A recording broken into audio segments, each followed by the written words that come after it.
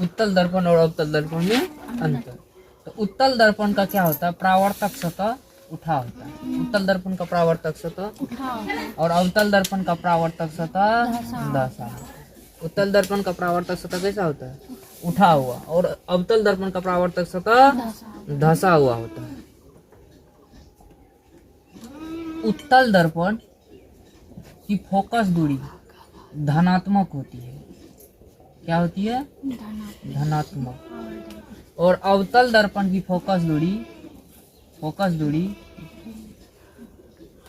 को small F से सूचित करते हैं। फोकस दूरी क्या होती है, ऋणात्मक।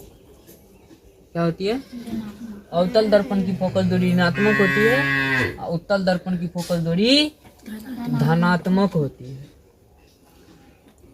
उत्तल दर्पण में कैसा प्रतिबिंब बनता है, काल्पनिक। कैसा प्रतिबिंब बनता है, काल्पनिक। बता थे ना, उत्तल दर्पण में कैसा प्रतिबिंब बनता है, काल्पनिक। और प्रतिबिंब कहाँ बनता है, तो दर्पण के पीछे। कहाँ बनता है, दर्पण के पीछे। अवतल दर्पण में बताए थे कैसा प्रतिबिंब बनता है, तो काल्पनिक भी बनता है और वास्तविक भी। सारा का सारा प्रतिबिंब वास्तविक बनता है, एक ही प्रतिबिंब वो है जो काल्पनिक बनता है। कौन सा, जो ध्रुव और फोकस के बीच जब वस्तु रहती है तब उसका प्रतिबिंब कैसा बनता है, काल्पनिक। ध्रुव और फोकस के बीच जब रहता है वस्तु तब उसका प्रतिबिंब बनता है काल्पनिक।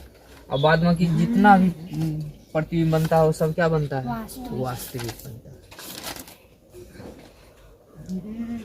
उत्तल दर्पण द्वारा बना प्रतिबिंब वस्तु से छोटा होता है। उत्तल दर्पण द्वारा बना प्रतिबिंब वस्तु से छोटा, हमेशा छोटा ही बनेगा, बड़ा नहीं बनेगा। और अवतल दर्पण द्वारा बना प्रतिबिंब छोटा, बड़ा और बराबर तीनों प्रकार का बनता है। जैसे ये वक्रता केंद्र है, सपोज ये वक्रता केंद्र है ना, तो वक्रता केंद्र पर अगर वस्तु होगा तो उसका प्रतिबिंब कैसा बनेगा, बराबर। जैसे जैसे वक्रता केंद्र से बढ़ते जाएगा आगे, उसका प्रतिबिंब बड़ा होते जाएगा।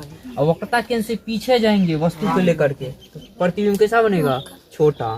प्रतिबिंब कैसा बनता जाएगा, छोटा। तो सबसे अधिक छोटा कहाँ पर बनेगा, तो जब प्रतिबिंब अनंत पे रहेगा। कहाँ पे रहेगा, जब अनंत पे रहेगा, वस्तु अनंत पे रहेगा तो उसका प्रतिबिंब फोकस पे बनेगा, तो सबसे छोटा बनता है। जब प्रतिबिंब कहाँ रहता है, अनंत पे।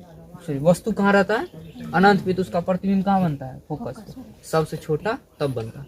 और जब वस्तु फोकस पे रहता है तब उसका प्रतिबिंब कहाँ बनता है, अनंत पे, तब सबसे बड़ा बनता है।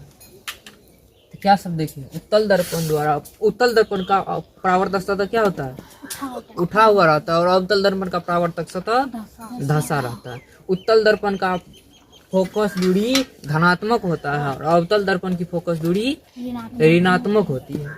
उत्तल दर्पण द्वारा बना प्रतिबिंब काल्पनिक होता है और अवतल दर्पण द्वारा बना प्रतिबिंब काल्पनिक और वास्तविक दोनों होता है।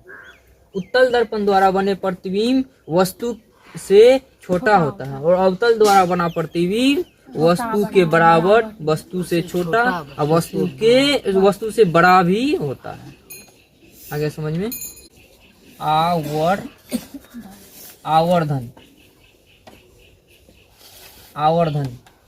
आवर्धन क्या है, तो प्रतिबिंब की ऊंचाई और वस्तु की ऊंचाई के अनुपात को क्या कहते हैं, आवर्धन। प्रतिबिंब की ऊंचाई और वस्तु की ऊंचाई के अनुपात को आवर्धन कहते हैं।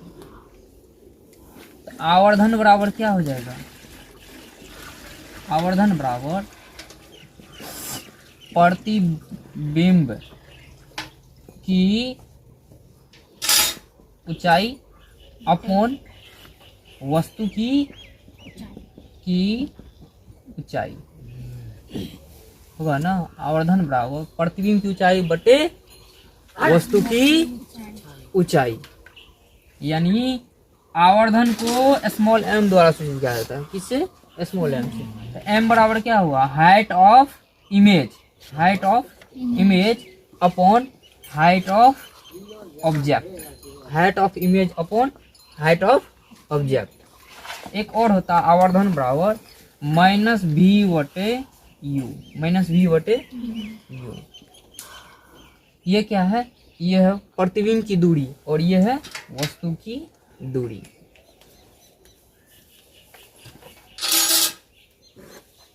आवर्धन में सिर्फ इतना ही है, प्रतिबिंब की ऊंचाई बटे वस्तु की ऊंचाई, यानी प्रतिबिंब की ऊंचाई और वस्तु की ऊंचाई के अनुपात को आवर्धन। अगला टॉपिक है बिना स्पर्श किए यानी बिना छुए कैसे पता करेंगे किसी कांच के टुकड़े को जो ये अवतल दर्पण है या उत्तल दर्पण है या समतल दर्पण है। बिना स्पर्श किए कैसे पता करेंगे कि यह उत्तल दर्पण है या अवतल दर्पण है या समतल दर्पण है। तो चेक करने के लिए क्या करेंगे, अवतल दर्पण, उत्तल दर्पण या समतल दर्पण को बिना छुए, छूना नहीं है और चेक करना है, क्योंकि छू लेंगे तो पता चल जाएगा वो इसका परावर्तक सतह धंसा है, ये अवतल है, इसका परावर्तक सतह उठा है, ये क्या है उत्तल है, और इसका परावर्तक सतह समतल है, क्या है समतल है। तो बिना छू करके तो कोई बता सकता है, बिना छुए कैसे पता करेंगे। तो कागज या कॉपी पे लिखे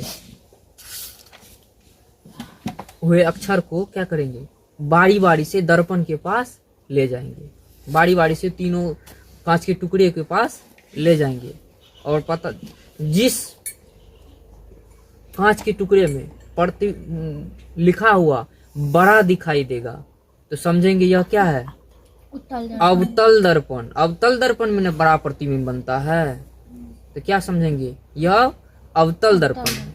और जिस दर्पण में प्रतिबिंब बराबर दिखाई देगा तो क्या समझेंगे यह समतल दर्पण है, यानी लिखा हुआ अक्षर समतल दिखाई, लिखा हुआ अक्षर बराबर दिखाई देगा तो क्या समझेंगे समतल दर्पण है।